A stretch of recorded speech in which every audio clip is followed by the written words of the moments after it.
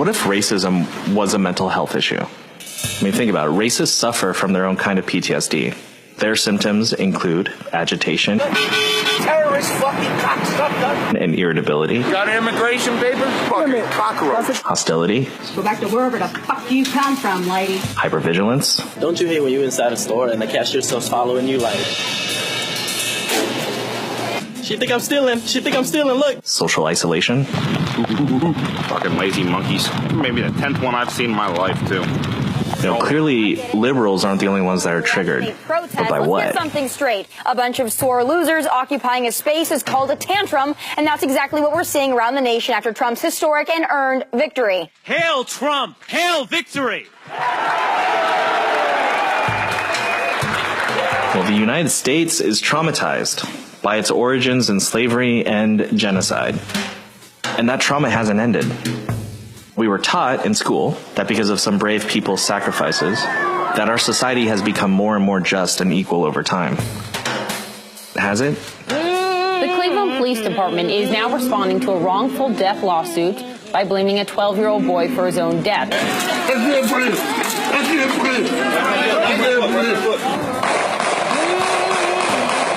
Slavery ended, but today 1 in 15 black men are incarcerated, many in private prisons where they perform labor for pennies. We thought we were done colonizing native lands, but, Standing Rock proves otherwise. And everyone's just trying to help each other out and survive. We apologize for interning Japanese Americans, but it seems like Trump would like to do the same thing to Muslim Americans.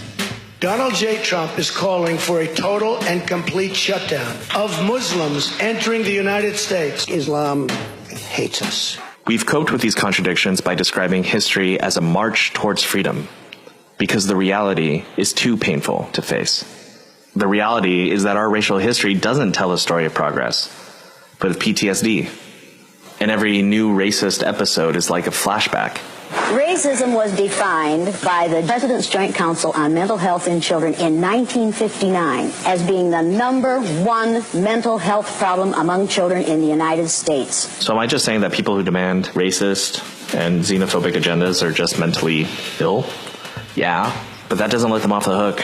We can hold alcoholics accountable for drunk driving while still encouraging them to seek help. We can hold veterans with PTSD accountable for domestic violence while still sympathizing with their painful condition. And we can hold racists accountable. We need to hold racists accountable for their actions and their violence at the same time that we try to treat and heal our country's racist affliction. So let's talk about solutions. Well, first off, starting conversations about race and racism is not enough. Robin DiAngelo describes white fragility as defensiveness about race. I'm 15% sub-Saharan African and 80% European. Open discussion about race is denied. That denial looks like arguing. When we're talking about diversity, you do it in the casting of the film, not in the casting of the show. Whew. Wow, okay. Silencing. This is so egregious that it would be so outrageous that, the George Costanza, that's what he would be called. Corey, you're being a horrible person right now. Let me finish. If this was Donald Trump. Running away. So even if we want to have a conversation, we're not going to get one. Psychotherapists employ exposure therapy, controlled ways to confront the trauma rather than avoiding reminders of it. We need to face it and each other head on. So let's take lessons from psychotherapy to heal through protest.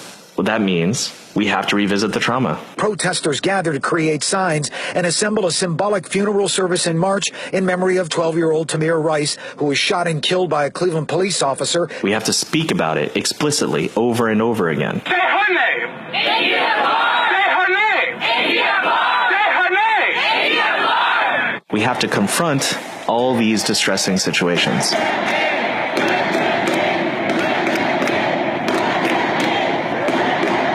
Because racism will always repeat until we interrupt it. We need you to be strong, not fragile. That means not letting your uncle or friends off the hook for their racism. You wouldn't abandon them if they had a mental illness. What I'm saying is uncomfortable, and it'll likely get pretty ugly. But confronting them is how you help them. We have to stop thinking of racism as a formal position. This person is racist, that thing is racist. It's a pathology. And it values white lives over others. Share this video.